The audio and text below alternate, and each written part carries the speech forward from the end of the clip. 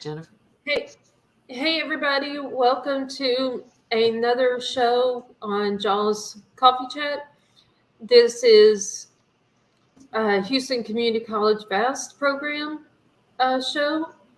Today is May 2nd, 2024.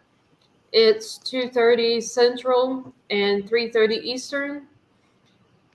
Please be sure to like, subscribe, make comments, and share our posts with anybody uh, you know or you think would be interested. We are always looking for people to be on this show and to be on have their own shows. So if you have any reason for interest, be sure to call us or leave a message on the social media where you found us. And today, this is the Houston Community College VAST program, where we have our regular star, Sue Maraska. And today, we have Dr. Bump, who will start with telling us about what she does at Houston Community College and what she wants to bring to you awareness and for you to know about Houston Community College. That's such a great community college in the Houston area. Hi, I'm Dr. Bump, and I've been teaching for almost 50 years. Much of my background's in special ed and instructional technology. And I've taught every grade from kindergarten to grad school. And I've been at VAST Academy about 7 years. And I like to do things with the students that involve them and get them interacting with each other and interacting with the community around them and doing things that are real life instead of just doing dry assignments. For this year, our students that we've had, they have been doing all sorts of things with Microsoft Word and with spreadsheets and with Publisher. And for the electives this year, we've had health and wellness and some other things in the fall. I'm about to begin the Exploring Houston class that is very popular with the students because they get to go out and do things in the community. I forgot what your original question was. I don't know if I answered it or not. Yes, because we would just want our listeners to know first who you are and what you do in Houston Community College. Okay. So, Sue, what do we want to talk about today? That's why you wanted to bring Dr. Bump.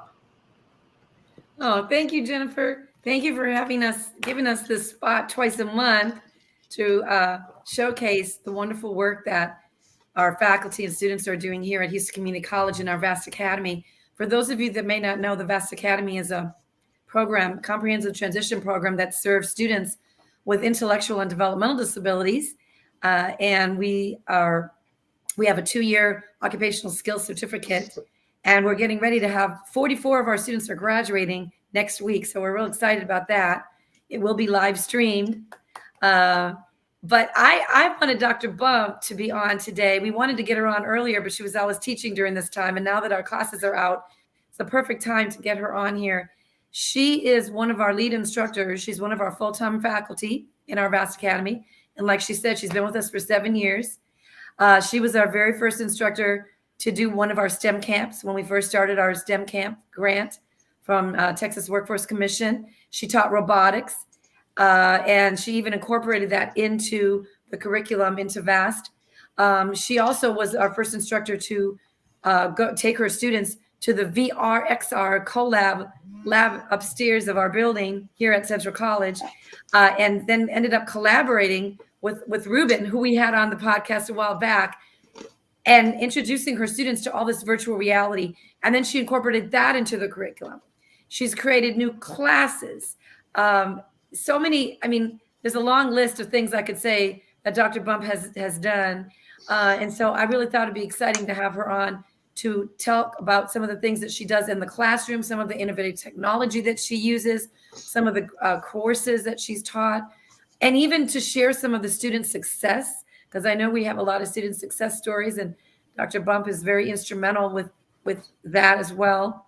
And anything that you want to share, Dr. Bump, I really want to highlight you and commend you. She has actually won an award. She was a NISOD recipient a couple years ago for the NISOD award.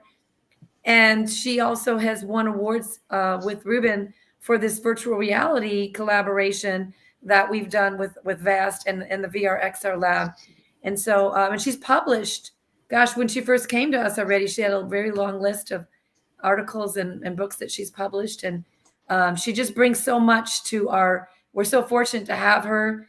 And our students just love Dr. Bump, and her classes always fill up really fast. But she brings a lot of that, and she makes it seem so easy. And the students are so creative. They even did video making recently, and the students created their own ads. So there's a whole lot of things. I'm gonna let her talk about it. So tell us more, Dr. Bum. What would you like to share first? Well, I guess one thing I like about working with the VAST students is I've gotten to create all the electives that I teach, just so they fit the objectives that are listed, the Wickham objectives. And like Sue said, I did the first STEM camp and created a robotics course for them. We used the Lego robotics, and the students were learning to code and learning. Of course, they had to build their own things, so follow directions and then get their robots to go along a certain path and do certain tasks, just like they do in the K-12 schools. They have the competitions all over the United States for that, and internationally also. We didn't do any of the competitions. We just did some that were like that, and then had a parent exposition so they could come in and see what their students were doing. So I've done the robotics several times during the STEM camp, but then also I've done it as an elective since we had the kits for them. I thought that we should use them again. So we used the very first simple kits with the first STEM camps, and the next summer we advanced where they had more coding to do and programming. So all that's real world skills that they can transfer to a career when they get out there. Another thing we did, and I took a seminar on the Wii video, and I think it was a grant with HCC, and they had people come in and work with the faculty to tell their stories, and we each created our own short video, and then they gave us suggestions and we edited it. And so then I used that in an elective course the next semester. And the good thing about Wii Video is Houston Community College pays for it, and then when the students leave, they still have access to Wii Video. And the good thing about Wii Video is it is not the most, it's a fairly sophisticated video editing program. So they learn how to work with a timeline, and they have like audio tracks and video tracks and text and sound effects, music. They can add all those things. So they learn how all that interacts and how it all layers on the timeline. So some more really real world skills. So they have to do that instead of, some of the students use iMovie and some other things. But the Wii Video is there for them. And it has lots of pictures and music and things that they can use, and they don't have to go out and search for it. It's all royalty-free things.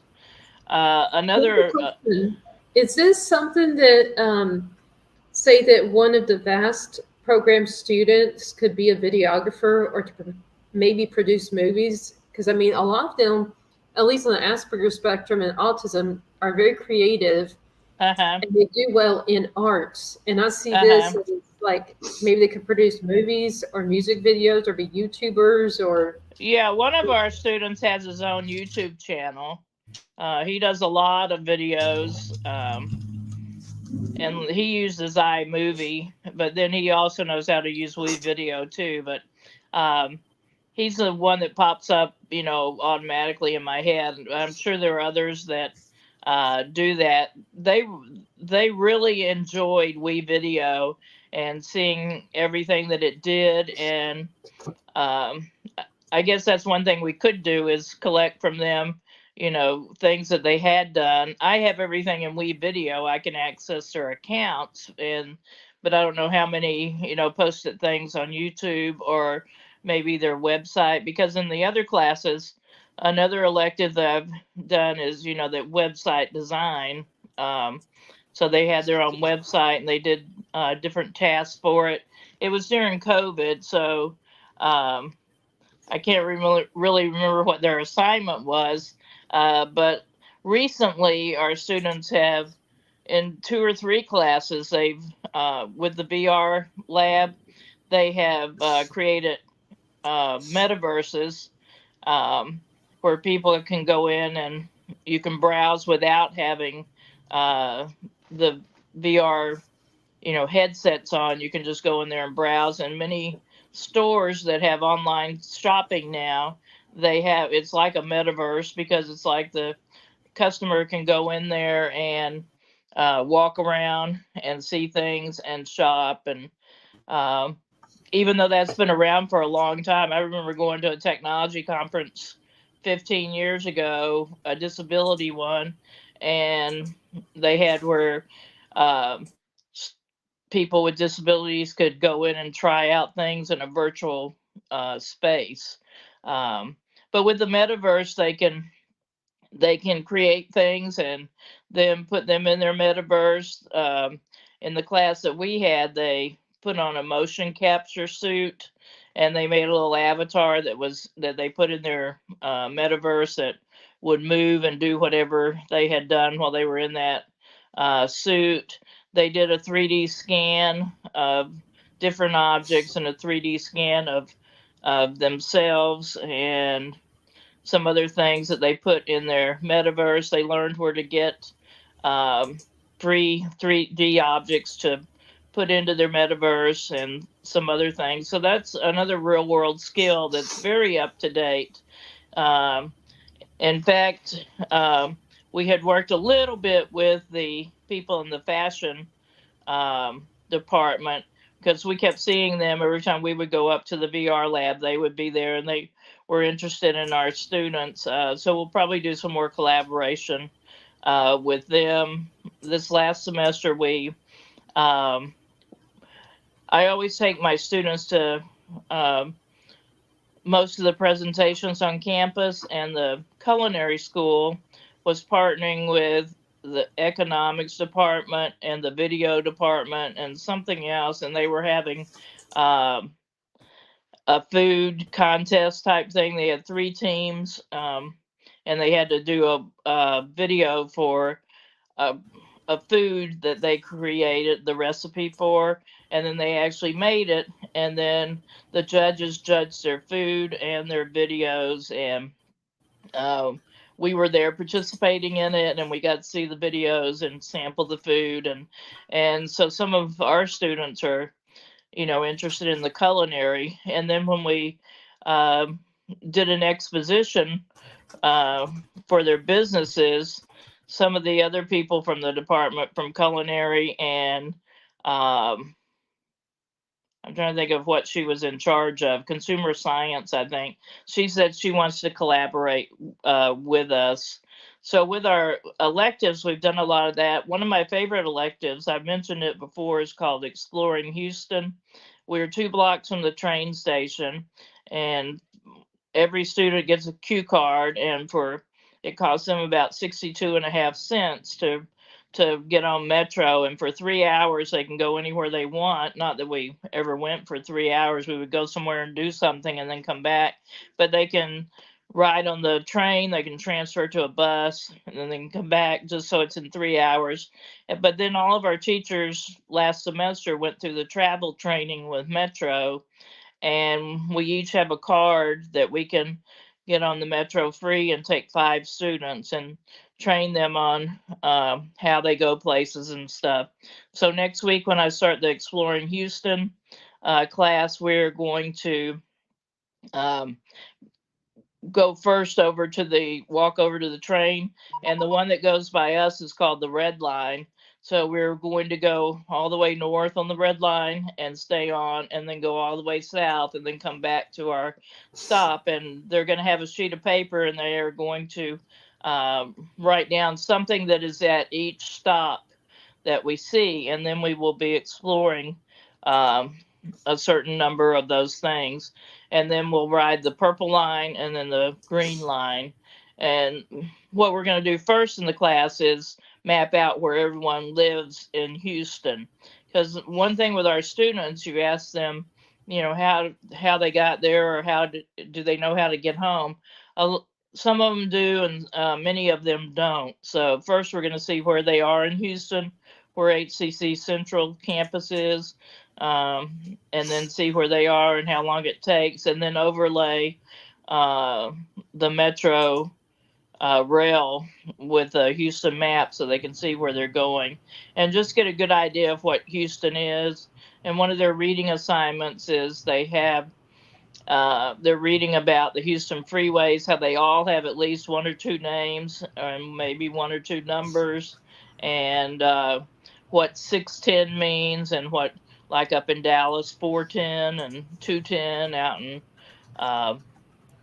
410's in San Antonio and Like 210 in El 59 and Paso. Southwest Freeway and all the different, But the North different Freeway. loops, I think you know, Jennifer what had a question, right? numbers. She yeah, was talking so about what 2 it numbers means. because 59 is now called 69 as well. Right. And Right. what I was Depending gonna on which say- part you go. Right. Well, I was going to Yes. say it's really interesting about what Dr. Bump is talking about is it's not just modern day.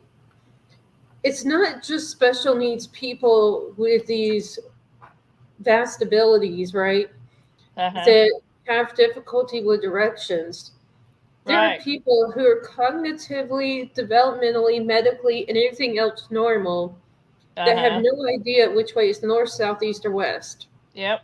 I mean, even in my generation, where we were the ones when our parents were driving that had to read the map to tell our parents, okay, this is where we are because I see these 2 roads at this intersection, find on the map, and this is how we get to this certain other part from here to here by reading a map. To then, I remember I was reading it to my dad before GPSs were there to read it to him.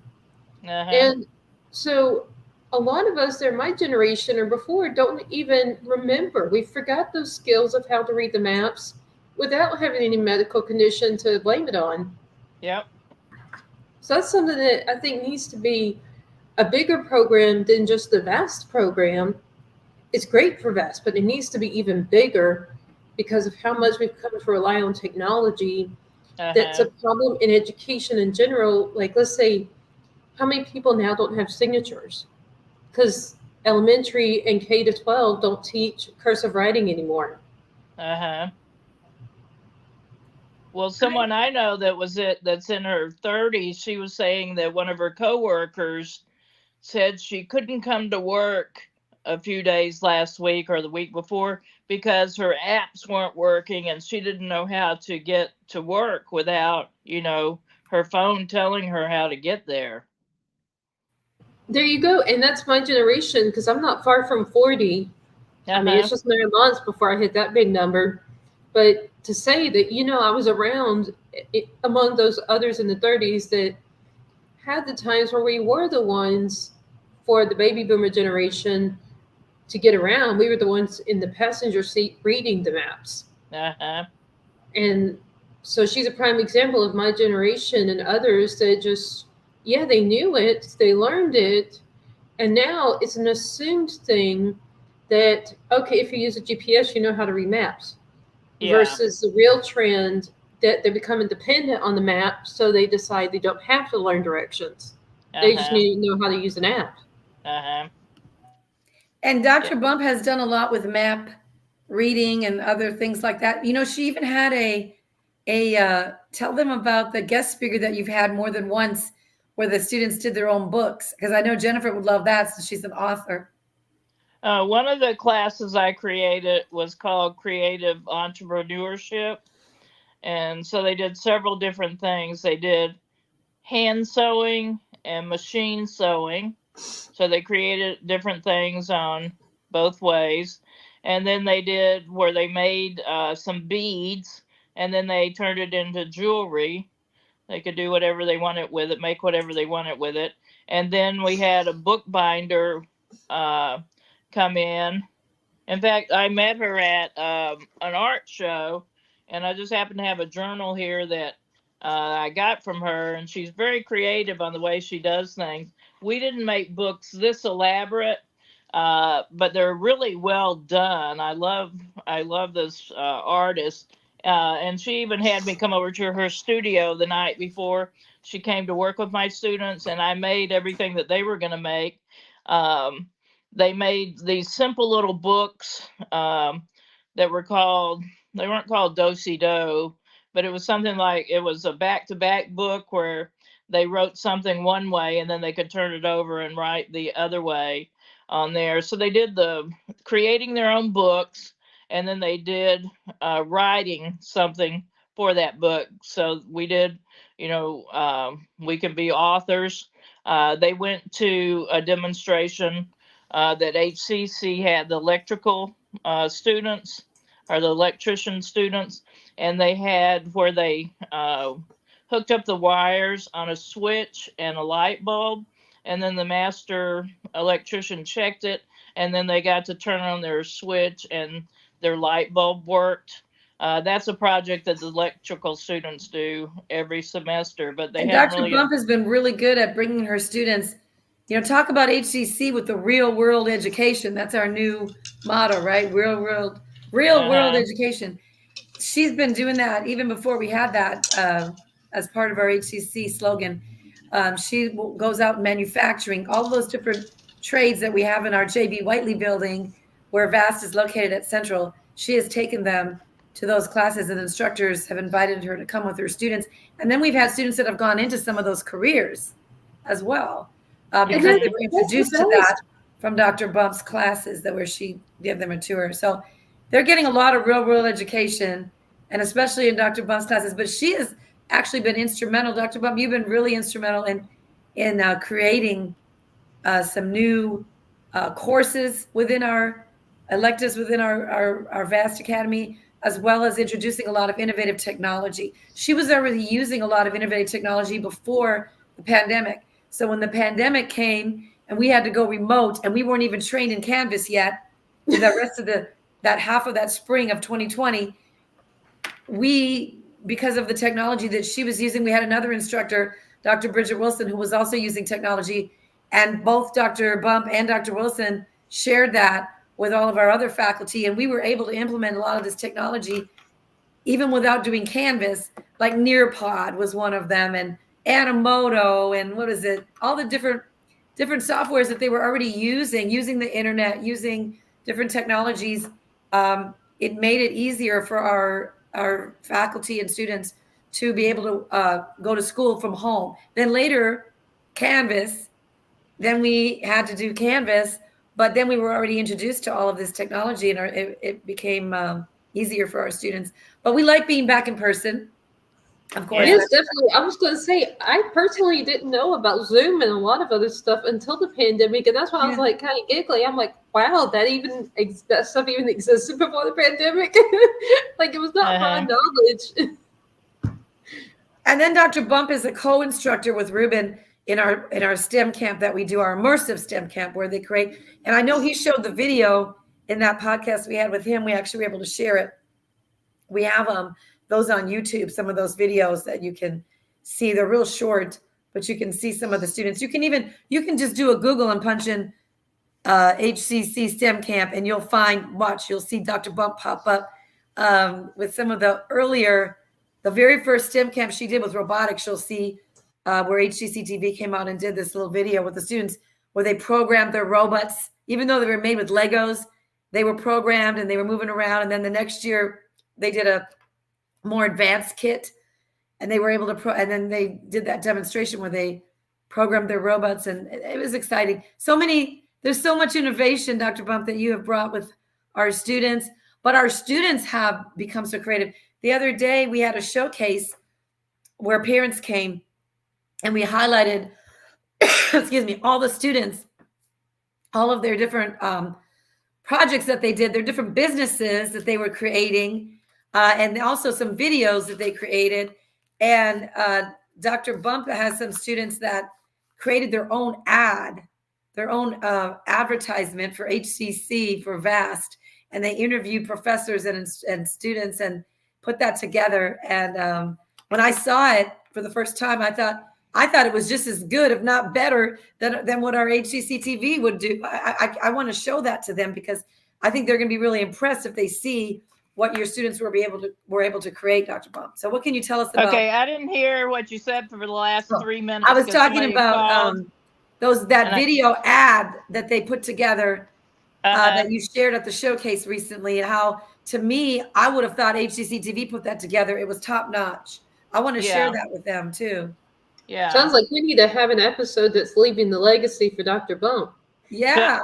There's so much legacy she left with HCC and how that impacted, Houston area and the college. And I do need to mention that our Eagles Club, we were going to bring that back this fall. Dr. Derek Irvin, who was on last time, agreed to be the Eagles Club advisor, and we're going to bring that back this fall. But when Dr. Bump was doing Eagles Club for a while, she was really big on community service projects. I know she's very involved in her church in the community. She's also involved with the Bridges program. You should tell them about some of those things that you're involved in outside of HCC. But we actually did some community service projects that our students were able to do. Can you tell us a little bit about some of those? I know. Well, we're just a few blocks from Meals on Wheels. And so we walked down there and helped them pack lunches. Well, actually, it was breakfast packages that we were packing for them. And then we collected toys and coats one Christmas season. And I know we've done some other things, but I'm forgetting what they are, because the Eagles Club, each semester we had a different project, and we would have, they would have an opportunity to elect a president, vice president, secretary, and we went through the order, Robert's Rules of Order that you're supposed to do for meetings. So they got to experience that. We also were able to bring in the HISD students. And I think at one time, some of them were some of the officers, but that also led to some of those students coming the next year to be VAST Academy students. In fact, they've been some of our best ones that we've had. But I just do a lot of things in the community with international students and refugees coming into Houston, coming through the YMCA or other agencies that work with refugees. And those are people that have been vetted, for 2 years, and they come in, and then the government gives them some money stipend for rent and some other things for 6 months. And Houston Welcomes Refugees provides assistance to them and helping them get their kids registered in school and bank accounts set up, and just learning the American system as much as they can. And then I've also helped with international students, grad students that come in. Most of them are grad students that come into Houston, and you just have a welcome party for them and just interact with them, and invite them to your house. And one time I invited a lady I met in Houston Welcomes Refugees. She was Pakistani. She was one of the volunteers. She wasn't a refugee. And I invited her to my house when I had some of the students over from Bridges International. And she said that she had been in America for 23 years. And that was the first time she'd ever been in a house that was not Pakistani, that she had been in an American house.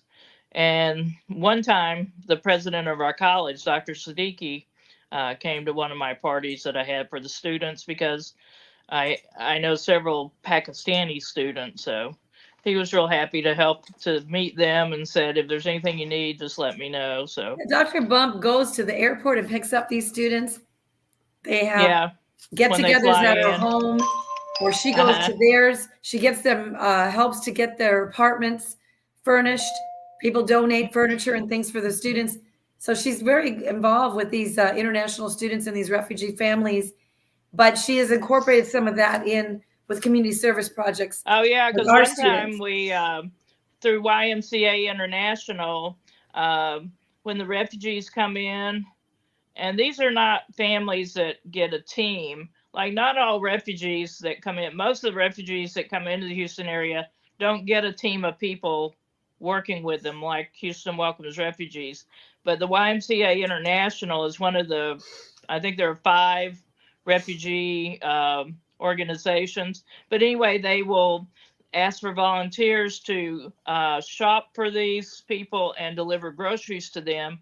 And they have like a list for Afghan families, a list for families coming from the Congo, or families from Ethiopia, Eritrea. So one time I had gotten the groceries for an Afghan family, and it happened to be right around the corner from VAST Academy. So I asked Sue if we could, if the students could go, if we could go as a group and drop these groceries off at the YMCA International will rent Airbnbs for the refugees just coming in for a few days, or I don't know how long. But anyway, we walked over there and put the groceries away. The family wasn't there yet; they weren't getting there till later that night, so we didn't get to see them. But anyway, our students got to do that, and I told them about, refugees and how they get here, and how they could help them and stuff. So. And she's done the students did care bags. I forgot what they call them for the Oh yeah, homeless. blessing bags. We did Blessing blessing bags, bags yes. to hand out. So we had Food socks drives, and clothing drives, right, all of that. yeah, because we're very close to like a homeless shelter, like probably more than one. So Yes. we get homeless people coming by our campus all the time. So So we're going to bring some of that back now when we get the Eagles Club back up and running. But Dr. mhm. Bump takes her students to all of the different activities and events that are going on here at our Central College as well. And like she collaborates with everyone. But one thing we didn't talk about real quick, your fitness. She's done the fitness classes and also a partnership with Rec Sports recently. You did for, what was that, for Halloween or for the fall? Right. We collaborated with our health center here, the fitness center, and our students went every other week. So one week, the Monday, Wednesday students would go to the gym, and one week, the Tuesday, Thursday students would go. And their person over there really worked with our students on measuring their fitness, and then we worked on, getting their fitness better. And this last semester, we did collaborate with them to do a Halloween party and a costume party. And then some other recreational people we work with were the adaptive PE people, or I don't know what they're called, at the Gray Center, or what's it called, Sue? You know who I'm talking about? And we Which one? played, like, she brought samples, and we played beep baseball, and we played wheelchair soccer, and then we played volleyball, Adaptive. where we were You all talking about the sitting down. adaptive sports at the West Gray? Yes. So they've done that. But And with the health and health, fitness is so important because it's important for your wellness. This is Mental Health Awareness Month, and I know all of getting our students involved in fitness. So I'm glad that Dr. Bridget Wilson was one of our first instructors to do health and fitness with our students. And then when Dr. Bump came on board, she wanted to do that as one of her electives. And even if we couldn't use the gym right away, but eventually we were able to use the gym and the fitness center. And even in the classroom sometimes, right? They learn about, there's not just fitness doing the activities, it's learning about health as well, right? Because you have right, them learning. right, they were keeping track of. We went over the unhealthy foods, and they had a chart on there. We're going to try to not eat them for I think 3 weeks or so, and then we went over the very healthy things they should be eating, and they were keeping a track of how much they ate there. So we were, and every time we were doing physical fitness type things, we'd either be out walking on the campus, or we would be doing, like on YouTube, they have really good videos on, step by step on the Macarena or the Cupid Shuffle, or, those kinds of songs that you do at weddings that everybody dances to. So we would do that. And another thing about the mental health and stuff, every semester we have I don't know what they're called, but the safety person that comes in and is talking to them about, violence, and dating The violence. Title IX, right? The Title IX workshop as well, right? And all of that. And then also HCC has special speakers come in all the time. And they have this one lady that was about sex trafficking. And she had been sex trafficked. I forgot her name. She's Dr. somebody now. But very famous in the Houston area, but she talked to them about that and, got down to the basics. And a lot of times when I take my students to the on-campus activities that are for all students, my students are almost the only ones there. There may be 5 to 10 other students. So it depends on what it is. If there's free food, there's usually more HCC students. But when there's nothing that they offer except, what they're doing, my students are always there. So. Our students go not just for the food. That's right. Yeah. So they go and, and they've gone and they've made different things. And I know a few weeks ago they had like a gingerbread contest, decorating gingerbread house. Yeah, Earth Day too the other day. Yeah, Earth Day. So they do all sorts of things, but they still have time for their assignments in their classrooms. One thing I want to talk about was this business expo that all the students did. My students were working on a food truck business, and this was in their specialized computer class. So we did spreadsheets where we did a budget for it, and then we did publisher, and they had to make a logo. They use Chat GPT for a lot of things. We use it to do our work for us, but not to think for us. So I said, think about your company, your food truck, what you want it to be, and put that in Chat GPT so they can suggest a slogan for you and a name for your food truck. And so once they got that, then they went to logos.com or logo.com.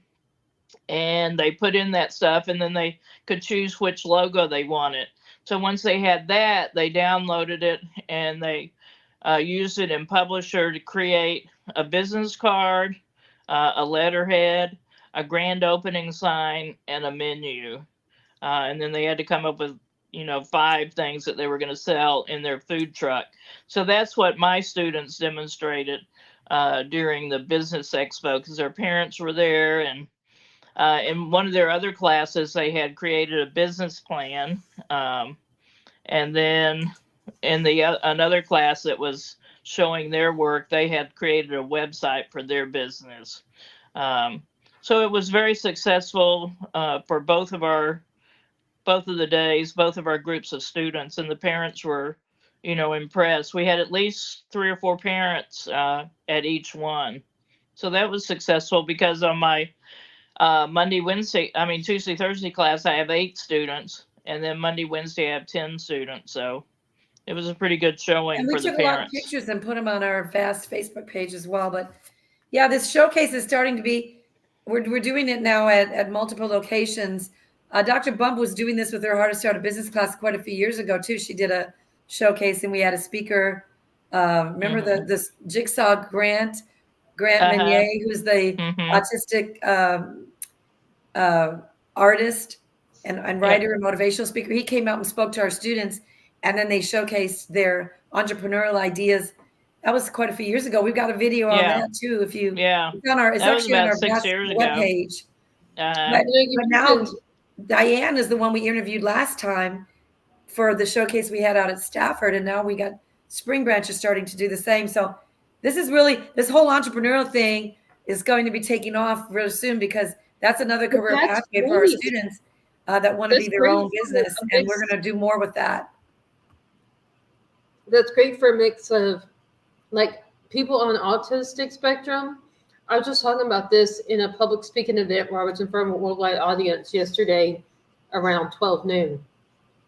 And I was talking about Asperger's, how we do great in different things that have to do with art, like graphic design, web design, writing, just all kinds of different arenas of art. But then I was also talking about how we do very well with those that are in the very black and white, like accounting. 1 + 1 is always 2. There's no exception. Okay. Plumbing. This issue is always fixed with this certain way, right? But those are the black and white fields versus stuff like medicine. That's, you can have these same symptoms, and one person has this condition, and this person has that, but the same symptoms. So that's more of a gray area.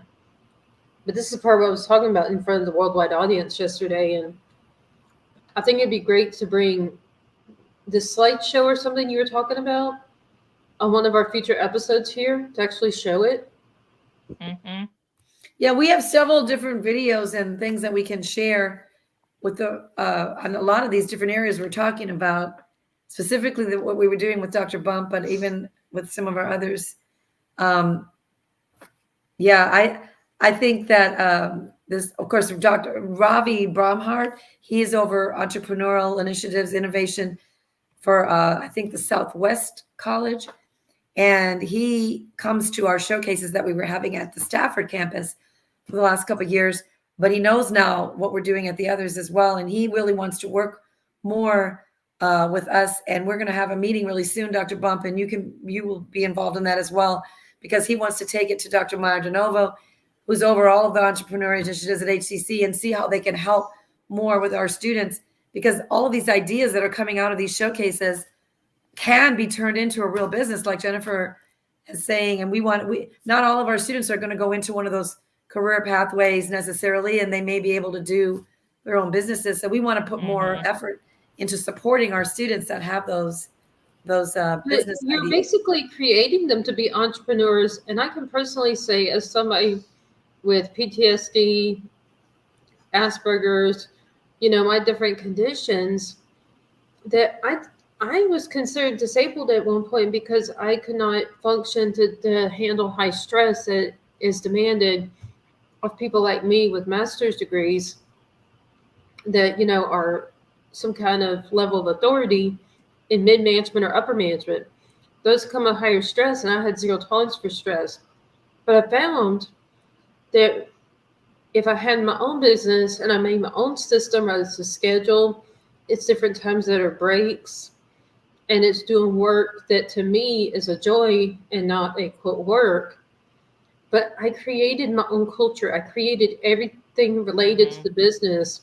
So as my own business owner, I was able to work. I mean, you still see me doing it here, but it's because I designed it to what catered to my liking, my needs, as far as self-created accommodations, while then incorporating the research and knowledge of the market that related to that particular industry that was the core of what I like spending my time doing, that defined what industry my business would be in. Well, I'm so amazed of what you've done, Jennifer. There's so much that you do, and we need to have you come be a guest speaker in our program for some of these classes. And actually, I want to bring on the show. I know 2 students, probably more, but 2 in particular. One that graduated a couple of years ago from Stafford, he's now taking some other classes in the college, but he published his own book. I think it was a poetry. We have another student that was in our online cohort that published his own book. I bought it recently from Amazon, his own poetry book as well. So we're starting to get, students that have actually published something. I know quite a few years ago, we had someone that published a children's book, and it was featured at the Museum of Science. And he was on the spectrum. So, I mean, and we've had students in movies. We've had students that have starred in movies and documentaries, and musically talented, artistically talented. So, yes, I'm with you on all of those. Whatever we can do to help nurture these talents and to try to help.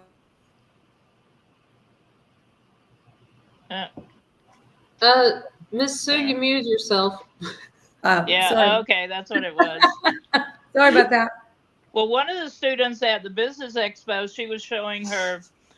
She has a business of putting on lashes extensions, and the lady that was there from consumer science, the director of it, You're talking about said that Dr. Suzette Brimmer. no, it was her initials were AB. Oh, it wasn't Dr. Suzette Brimmer. Well, she's a No, division chair over all but of that. anyway, she told Ariel that HCC has a lash certification over at Southeast Campus. So Ariel is going to pursue that. So That's awesome. yeah. Well, we definitely need to have both of y'all back. If we can hang out for a bit after we finish the show to see when Dr. Bump and you, Sue, or whatever can come back, we've got plenty more to talk about. All kinds of exciting stuff. We're just running out of time. But to everybody who is watching, whether it's while we're live or at a later time, we want to thank you for tuning in and watching. Thank you to everybody who is here with us today. Our episode of Houston Community College VAST are aired every other Thursday at 2:30 Central. Next time will be on May 16th, and we can't wait to see what we will be discussing next. Again, be sure to like, subscribe, and share our YouTube or social media pages or wherever else you found us, and check out our website at jensbooksandmore.com, JENNS books, AND, more.com, to find out more about this and all our other shows. Until next time, we wish you a happy, productive, and enjoyable week. Bye now. Take care.